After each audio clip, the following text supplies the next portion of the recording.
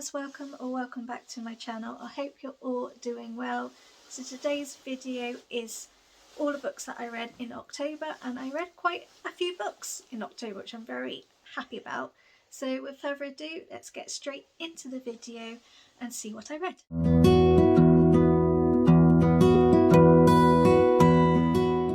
So hello, it's been a while. I'm sorry that this video's come up late, but COVID hit the house. Got Alice in the just here, so if you see me looking at her it's because she's there. But yeah, COVID hit the house. I got it, my dad got it, my mum's now tested positive. I'm not 100% sure whether Alice had it. She won't let us test, so she's been off school just for the safe side. But because of that, I did quite a lot of reading the last week of October because I felt rotten, so I had nothing to do, so I just read. So I ended up reading 13 books, which is obviously not as much as what I usually do, but considering I tend to read about 5 books at the moment every month, this is quite good for me. So yeah, I had some really good books. Most of these books were for also Spooptober Volume 2 that Spoopy Hole did. I can't be bothered to go through what book went with what prompt and like how many points, because I've written it all down on my phone and I can't be bothered to try and find that all out. But I managed to complete it, and all of the books that I read, most of the books that I read for this, went to the prompts it all fit in. So I managed to complete Spooptober, which is my first readathon that I've completed in a while, so I'm very happy. But yeah, we're just going to go through all the books. I'm not going to do them in any order, however I'm going to do the books that a lot of the books that I read were from the library, and some of those books now have gone back to the library. So I did read everything physically apart from 3, but obviously I don't have them anymore. So I'm going to go through all of them first, and then I'll go through all of the books that I do own. So first up is I read a manga which was by Kamome Shirahama, sorry, and that was Witch Hat Atelier Volume 1. I absolutely love this. 5 stars. I've seen a lot of people like talk about it over for like the Halloween period. They said it was just a really nice witchy manga, and I managed to find it at my library, and I was like, oh, do you know what, I want to read it. And it was just a really cute, quirky, fun witchy story. So we follow Coco, who basically wants magic. All she wants to do is magic. She wants to be a witch, and she's bummed out that basically she's human. And then we follow Quifrey, who is a wizard or whatever it is they call it there, I can't remember. But basically Coco finds out from Quifrey to actually do magic, all you have to do is draw. You just have to draw like symbols and all that, and that's when the magic works. So she actually kind of found out how to be a witch and basically was like, I'm going to do it. And so she did. And Quifrey basically was like, he wanted to wipe her memory, but like he kind of had a soft spot for Coco, so he didn't. So he's taken Coco to his little like castle where there's other witches there, and he's basically teaching her. And it ended up on like a cliffhanger, and I desperately want to like continue on with the series, but it's really expensive, and my library doesn't have like some of the volumes. So I'm a bit like, oh, because it's like for a paperback it's like about £11, and it's not on Kindle or anything, or if it is, it's still expensive. So I'm like, oh. So I think my task is to see if I can find it secondhand on places and then get it, because I need to finish the series because it's really good. I left it on a cliffhanger, and it's just one of those like fun, cute rides that you just can't help but love. So I really enjoyed that, and that was 5 stars. I then read Before Your Memory Fades by Toshikazu Kawaguchi, which was again 5 stars. So this is the 3rd book in the Before Your Coffee Gets Cold. I absolutely loved that book. Absolutely loved it. I still love it to this day. It's still quite emotional when I think back on it. I think last year or the beginning of this year, I can't remember, I read the 2nd book and really, really enjoyed that one too. Like both those 2 books were on par with one another. This one I enjoyed, but I didn't get very emotional over it. Like I still enjoyed it, it's still a 5 star, but in regards to like the emotional value that both the books previously gave me, I didn't get that. It's very much this book, it's not the same cafe, it's a different cafe, but it was run by one of the main characters in the first two books. So it's a different cafe, but it's still the same premise of it goes like, you know, back in time on all of that. So we follow different characters. There was one that was focusing on suicide, and that was really good. I thought that would make me a bit emotional, but it didn't. Like, it didn't string the heart. It didn't make me have a bit of a broken heart. It didn't make me sob, but it was still nice to see all of these characters like go in the past or in the future and just get the answers they want. And it was also nice to see some of the characters that we met specifically in book one, and we knew that story. It was nice to see them grow up and that they were happy, and regardless of like the trauma that happened. So in that sense, it was nice. Was it my favorite out of the three? No. Like, I still feel like the first one will always have my heart. I just love that one. But you know, it was a really good book, and considering it's it's more like a literary fiction book, which I'm not very into, I did like it. And I think for me it's purely because you've got that sort of time travel and it's got that speculative fiction part of it, that I quite like. Like, it does have that little magical fantasy side of things that isn't fully fantasy. I think that's why I like the book, because of that. Then we're on to Hidden Pictures by Jason Rekulak, which is 5 stars. Alice actually picked this one out for me, didn't you? I did a few books out and I said, you know, pick me a book. She chose this one and I absolutely loved it. Alice picked out 3 books for me and I actually loved all 3 of those books. They were like my favourite of this month, which I'll get to. But this one was fantastic. It was very spooky, and then the twists and everything that happened, I just did not see coming. It was a complete jaw-dropping shock. And yeah, it was absolutely fantastic. So it's 5 stars, and basically we're following our main character Mallory, who is an ex-druggie. So she's an addict, she's an ex-addict, she's not doing any of it anymore. She's like, I think a year, I think she's like 18 months sober, something like that. She has like a sponsor, it's okay, and stuff. And basically her sponsor, who's also a good friend of hers, found her a like nanny job, like a live-in nanny job, careful. And she manages to get the job, considering her background and stuff like that. So she's looking after a 5-year-old boy called Teddy, and like she gets on with the family well, she gets on with Teddy really well. But Teddy likes to draw pictures. And like he gives pictures to Mallory, and in time the pictures start getting a little bit scary, and then they get like, they change from like children's pictures to like, you know, an adult's drawing it.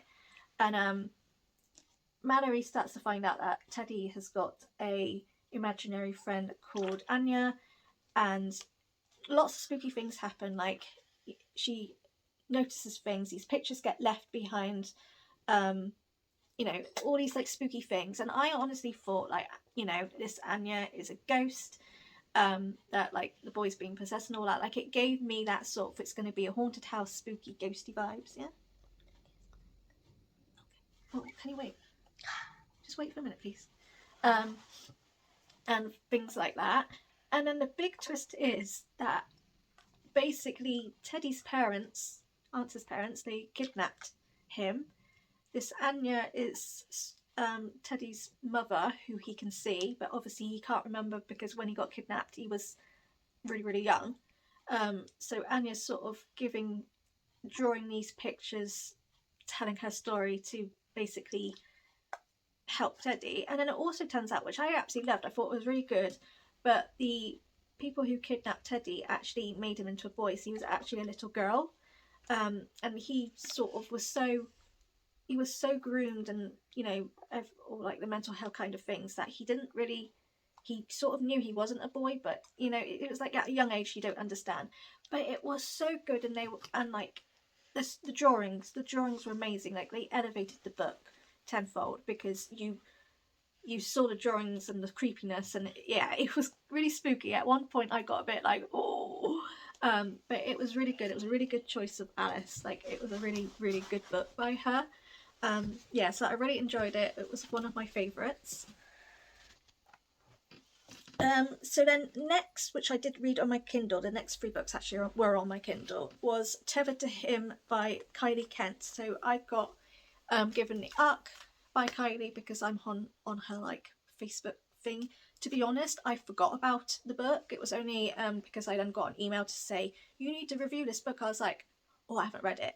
And thankfully with Kylie Kent's books, I can read them in one sitting. Like, it doesn't take me long. And in fact, I read 2 books by her and I managed to read both of them in one day. Actually, I read the 3rd book as well in the same day, so I read 3 books in the same day. Anyway, so Tethered to Him is the 4th book in the Merge Second Generation series.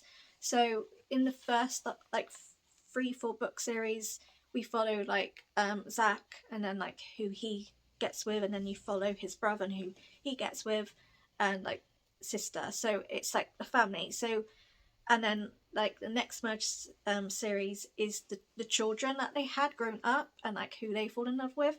So with this one we follow Ava and Noah. So Ava is Zach's daughter, his only daughter, and Noah isn't, I don't think he's part of like the merge characters and all that, but I think he's sort of a family friend's child or something. I can't fully remember, but Ava is Zach's and Alyssa's child, and Noah is like, I can't honestly remember, but basically Ava and Noah meet. Ava's always had a thing for Noah, Noah's always had a thing for her, but she's like a couple of years younger than him, and Ava is basically is going into to be like a professional ballet dancer. So she was auditioning to go into the special ballet company school to like be a proper professional, but obviously before that happened, in like the couple of weeks before that audition was meant to happen, she and Noah sort of in a very, basically this person was trying to hurt Ava, and she managed to get to the car, but the car broke down. This person was trying to go after her. Noah saved the day sort of thing, and then they ended up hanging out, and then they obviously start seeing each other. And basically it's just a very whirlwind romance, and then all of a sudden at the same time she knows that Noah's in the army, and what she didn't know until near the end, like before he had to go away on tour, was actually that he is in special forces. So it is very much more dangerous and more hush hush. She found that out by not, she wasn't meant to, and like she gets really upset and all that. He says to her that he has to go to like one tour sort of thing, and then that's it, no more. But he ends up lying, and he obviously his friends that he was obviously learning to be special forces, they were like actually going on a big mission, and he was like, no, I need to be with them, I need to have their back. So he went, and he didn't tell Ava, and at the same time Ava found out she was pregnant. So we have all of that, and then the twist of this book basically was Noah got blasted in a suicide bomber attack, and thankfully he's alive and all that, but he had a bit of brain damage, and so his memory, he lost some of his memory for like quite a while, like not just like recently, quite a far back. Ava finds out, and obviously she's like, what the hell do I do? Like, I'm in love with this guy, he's alive. Like, she found out why he left sort of thing. He left her all these letters and stuff, and she's never even told him that she's pregnant and all that. So it was sort of like their like whirlwind romance to then him trying to get his memories back, and then if obviously, you know, he did, he remembered everything, they got married, that kind of thing, and like obviously they had baby. I enjoyed the book, like with all of Kylie Kent's books. I love the romance, I love the character building. It's just a very easy, quick book to read. Out of all of the books I've read, it's not one of my favourites. I kind of felt like it was a bit rushed near the end, like, and it was a little bit far-fetched for me in how quickly Noah got his like memories back, and how quickly like he went from absolutely not knowing this person to then falling in love with her, and I was just like, it just felt a little bit far-fetched, but nevertheless I did enjoy it. You know, I read it I think in 2 hours. It's like not very long, these books, so I did enjoy it, but it's not one of my favourites. I still feel like the first 3-4 books of the Merge series, the ones that follow Zach, Bray and Ella, his sister, and the best friend. I prefer them. I think for me they're the OG characters, just like them. And then another arc that I got for Kylie Kent that comes out on the 10th of November is Reclaiming Lola. This is actually book 5 in the Valentino Empire series, and I didn't realise that. I didn't know that this was part of a series. Thankfully, you can read it as a standalone, and it is very much a standalone book. So basically, we're following Lola and Dr. James. So Lola, so the book before this one, basically we follow Lola's brother, and something happens in that which does coincide with what happened in Reclaiming Lola. Basically, in book 4, Lola. Alice, quietly. Well, I'm talking, so do it quietly. So Lola in book 4 obviously somehow gets kidnapped because, like, this Valentino Empire, they're all mafia. She's a mafia princess sort of thing. So obviously something happened and she got kidnapped in book 4, and this is then following on from that, but her perspective. So Lola has been kidnapped and stuck in this really horrible place for 10 years. So she got kidnapped at 9. She's now 19. Nasty things happen. She got, I'll write it down here because my daughter's here and I don't want to say it, but some really nasty things happen. She managed to get rescued. So basically, while she was at this nasty place, a little girl who would have been the same age as her when she first got kidnapped was there, and she finds out that this is actually her brother's child, so it's her niece, and she was like, no, I need to get, even if I can't get out, I need to get her out. I'm not letting her go through all of this again.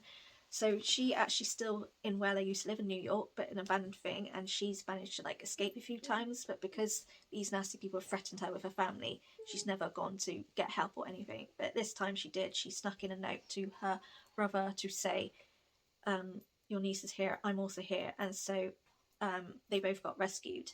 And then we're just following, obviously, Lola's journey into what went on. So she's diagnosed with depression. She's got anxiety. She's also suicidal, and obviously she's got post-traumatic stress disorder. And Dr. James comes to this like they're in an island, and it's a secluded island. It's literally just them there. So her brother, his fiance, and their child, which is her niece, who she also rescued, they're there. Lola's there. No one else knows they're there. Like even her parents and her sister don't know that they found her. And Dr. James is there, living there to do therapy with her.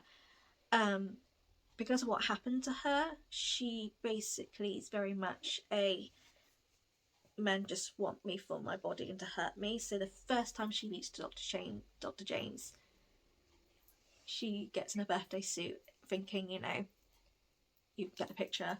And yeah, so it's basically like her having therapy and her slowly learning that not all men are bad and all of that.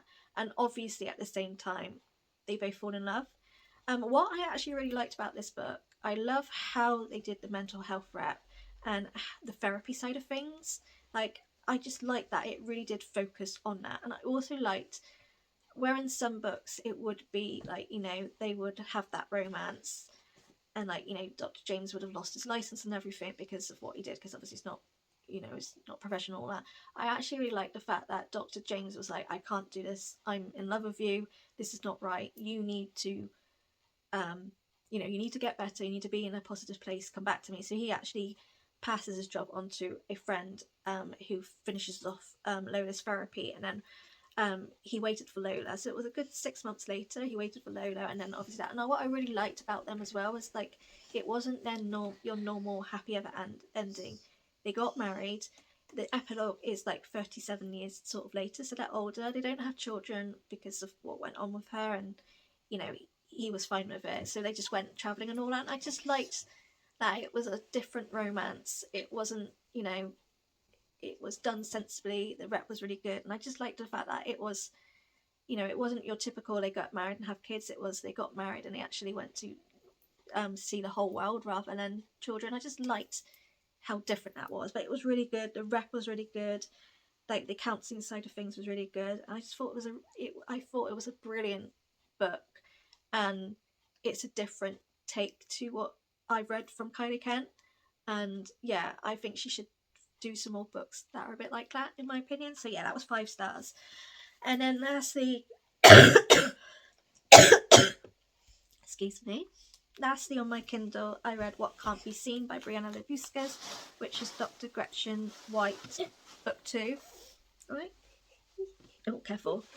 So I read the first book and absolutely loved it. So Dr. Gretchen White is a consultant to the police force, to Detective Shaughnessy, but she also is a psychopath, like a sociopath psychopath, and I love reading books about that because they're like not they're your morally grey characters. So the first book, we follow her, and basically at the end of the first book, right? The end of the first book, the other Detective Marsoni, gave her a file, and it's Gretchen's file, because she was dubbed to be her aunt's murderer, but there was no evidence to prove it. But Detective Shaughnessy in particular believed it was her. But Detective Marsoni doesn't think it's her. She thinks there's something more to it. So this second book is actually Detective Gretchen White working out what really happened to her aunt, and she also sort of believed it was her. So it's that, and like we go in the past quite a lot, which we did in the first book, but it wasn't like past. This was past like years ago sort of thing. So it was a bit. It did get a little bit confusing here and there, and I was a bit like, oh, okay. But the twists in that I didn't expect, especially with Detective Shaughnessy. Like I had a slight inkling that possibly he had something to do with it, and obviously true, but I didn't expect the whole thing. It was good. I gave it 4 stars, but it wasn't as good as the first book. For me personally, I like Gretchen's story for her to solve other people's crimes, not her own. I like that side of things, because she's like a behavioural consultant, because obviously with her being a sociopath psychopath sort of thing, she's very good at the behavioural thing, so she can paint the picture of who the murderer criminal is, and that's what we saw in the first book, and I love that. We didn't get that so much in the second book because it was focusing on her, and like obviously seeing, going back through the past and that, and I just wasn't keen on that, but I did like the twist. However, I have seen that there's a third book, and the third book this time round is her helping Detective Marsoni out. Apparently she's been done for a murder, so I think the third book is going to be back a bit like the first book, and I will enjoy it more, but I still enjoyed it. It was still alright. It was just not my favourite. And then, excuse me, we're on to my physical books, but before I do that, Alice, can you pass me a drink? As you will. Mummy's going to just have a sip of your water. Okay. Happy bears, right? Alice has knocked all my books off, so bear with me. Okay, so here are the rest of the books. So first up, I read The Ripper of Whitechapel by Yvette Fielding, which is the Ghost Hunter Chronicles. This is book 2. I got given this for a tour spot with Kaleidoscope. So this is Yvette Fielding, who we all know. She was Blue Peter, and then she does all of the Ghost Hunter things. This is like a short book. It is like a middle grade YA sort of thing. Basically, we follow trainee ghost hunters Eve, Clovis, and Tom, who end up helping investigate a case because there are 2 young children who are haunting like a local school, and it's coming to light that they could possibly be victims of Jack the Ripper. So it's basically a little ghost story. It's ghost story investigation. In the sense of the investigation, it's done really well. Yvette Fielding does this stuff, so it was very accurate. It was very, like I said, it was accurate. It was really well done. For me, I probably am the wrong target audience. I couldn't stand the children. They were very whiny and annoying, and I was just like, ugh. And again, some of the adults, like the parents, it was very much like, just like, where are they, sort of thing. Like, I like the investigation side. There were a few twists here that I didn't expect, but for me, I was just the wrong target audience. I was too old for this. It was just, you know, for me, I like YA, I like the older YAs, and obviously I like my adults. Like YA is easier to read, adults a bit more complex. But yeah, I think when it's young books, they just really aren't for me these days. You know, I'm nearly 32, so this was 3 stars. Still good. If you like your middle grades and stuff like that, then this is one for you, but it's just not my kind of thing. You got a buzzy bee? It's a good job it's not real. Yeah. I read White Smoke by Tiffany D. Jackson. I've been wanting to read this book for ages, and I keep saying, oh, I'm going to read it for Halloween, I'm going to read it for Halloween. Never bought the book, and I was basically like, I really want to read it for Halloween, so I ended up buying this and her new book. So this was brilliant. It was brilliant and not brilliant. I loved it and I hated it.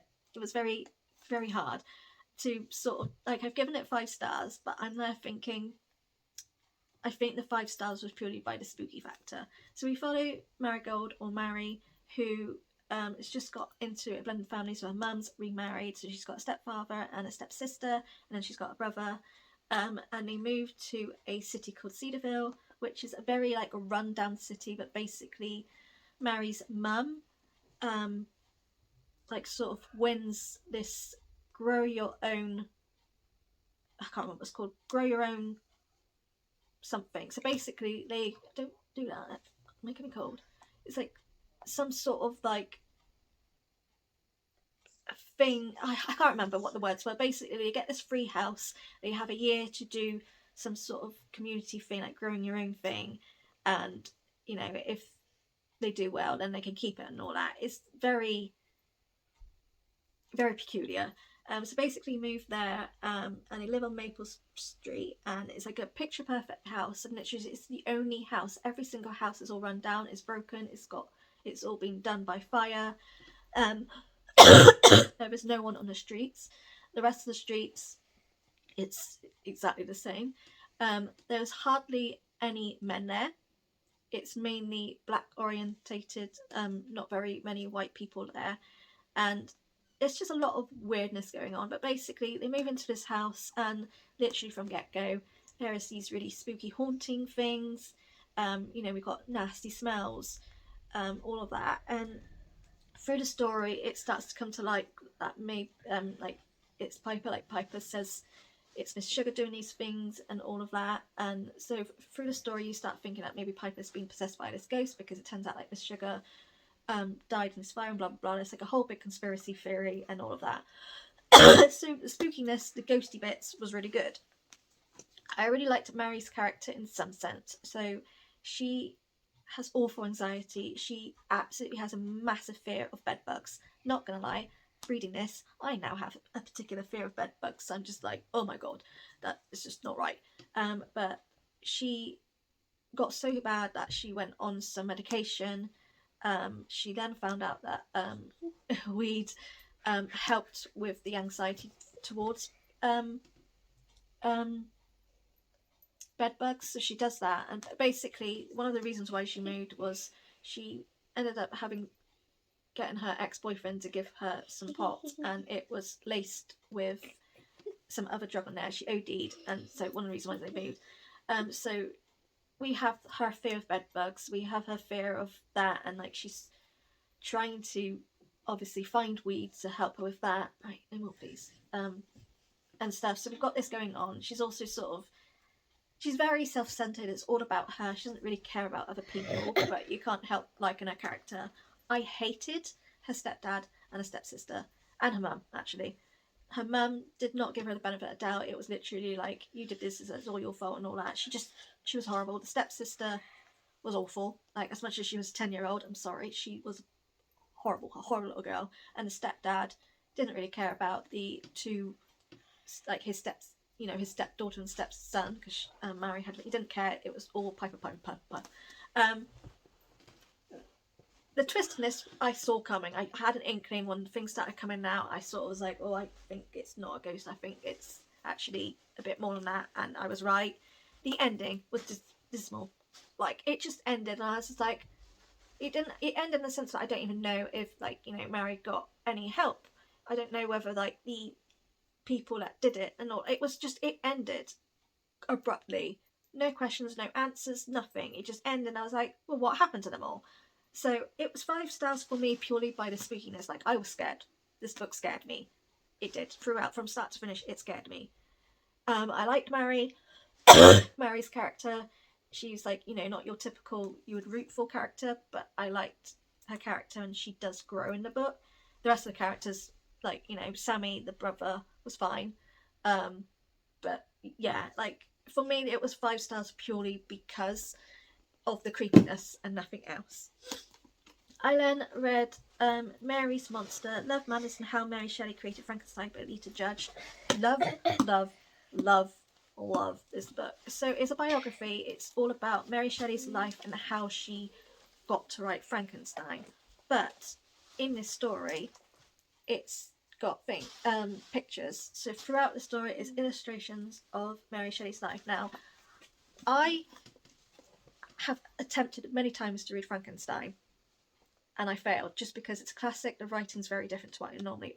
After reading this, I have since actually got Frankenstein requested at the library, because after reading Mary Shelley's life and what made her write Frankenstein, I kind of think I might understand Frankenstein more.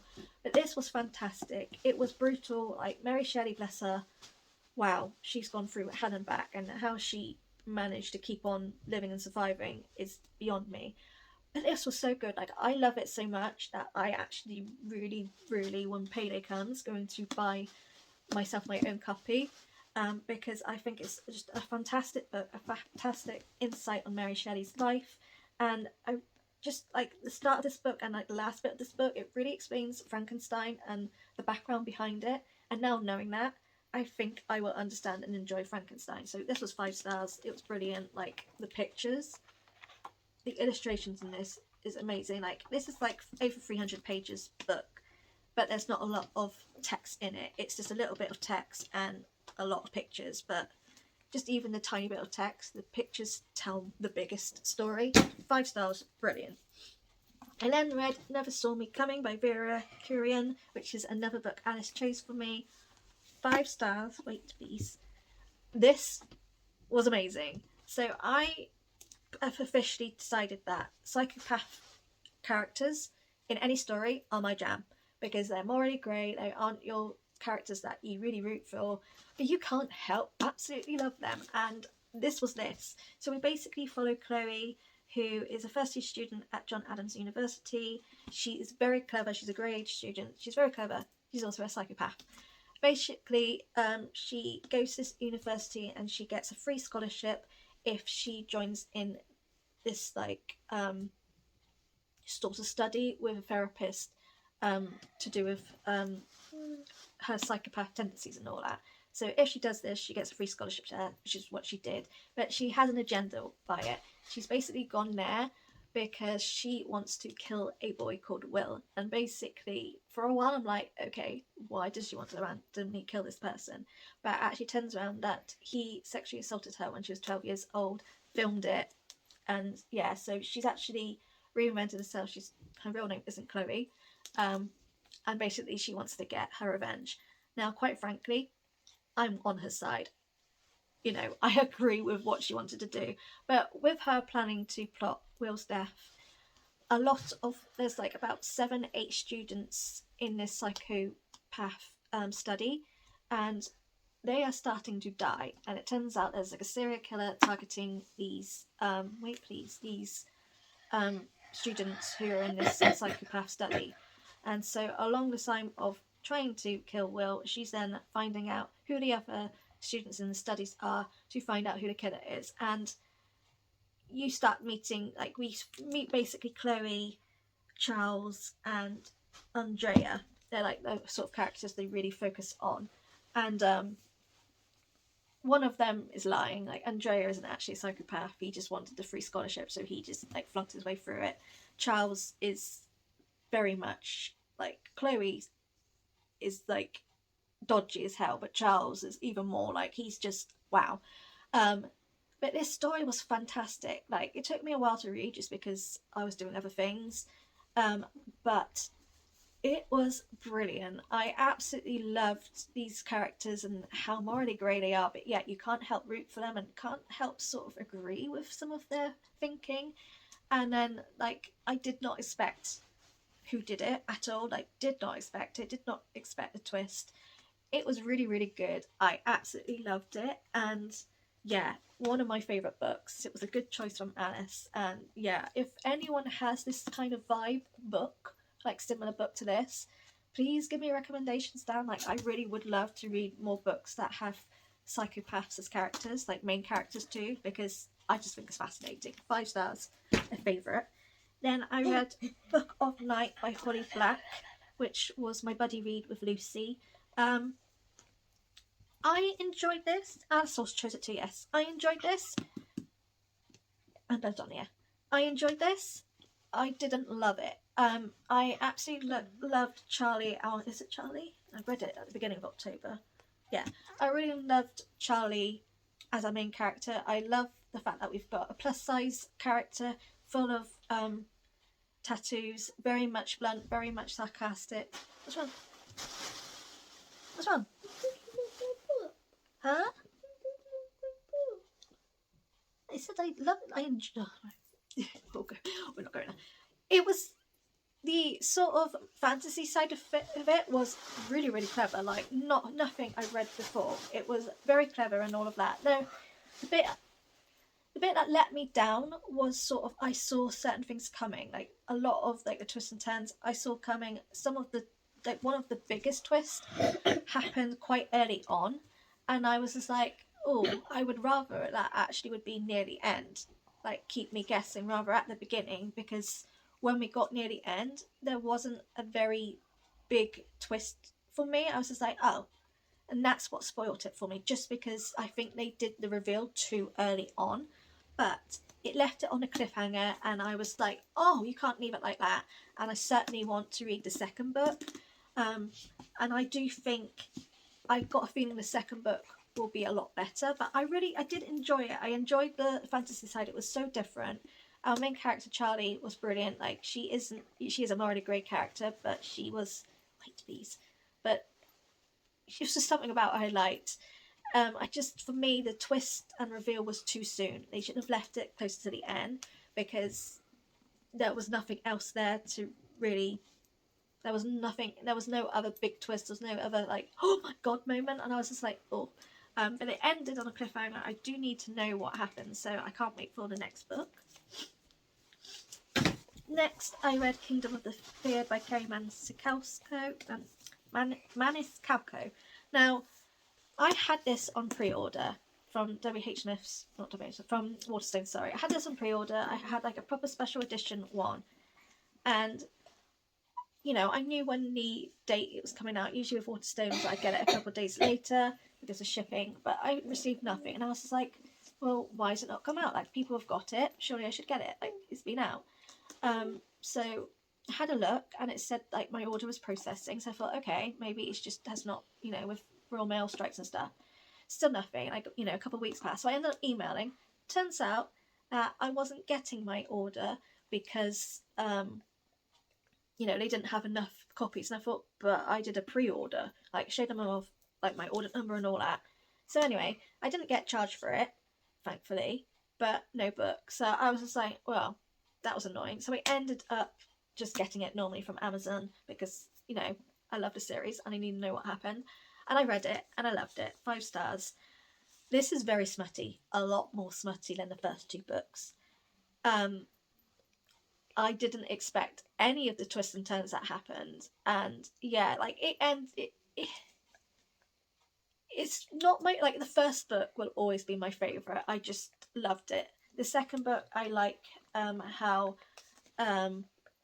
Emilia and Raph sort of start falling in love, and this one we obviously find out a lot more about Amelia and Victoria and who they really are and stuff like that. Like, it came full circle. It made a lot of sense. It was really good.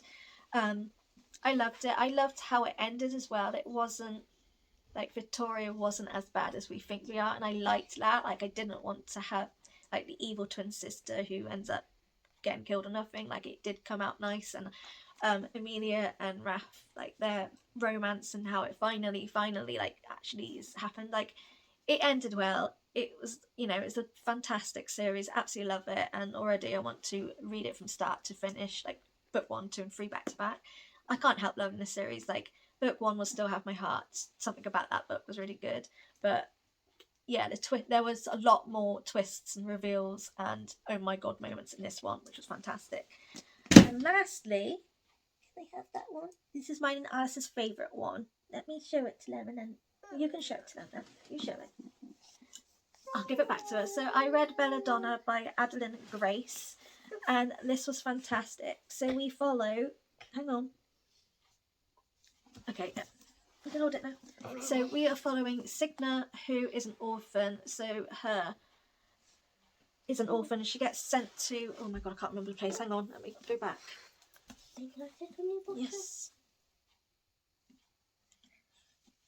Signa. Yeah. So basically, Signa is an orphan, and she gets. You have to sit over here though. She's an orphan, and she gets sent to like her last sort of remaining relatives, the Hawthorns, and she gets sent to this place called Thorn Grove. She goes there, and she obviously finds a bit of mystery there because the wife, who I think is the sort of relative of Signa, she died from an unknown illness, and the daughter, the wife, the mother, the daughter has now got the same symptoms and dying from it. But Signa finds out that actually the daughter's being poisoned by Belladonna, and so she thinks that the mother got murdered. So she has that sort of mystery of trying to find out why, because obviously she doesn't want to lose any more relatives. But also about Signa. So Signa, what happened to her parents? They all got murdered. They got poisoned again, Belladonna, and Signa was only a baby, and she should have died because obviously she got that from her mother's milk, but she didn't.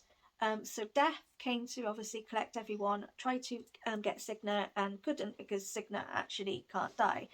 And so we follow. So Signa throughout the story, she can't die. She's linked to Death, and she's basically every time she like needs Death's sort. She doesn't like Death, but she also like the only person that she's really who really understands her is Death. So it's like a love-hate relationship.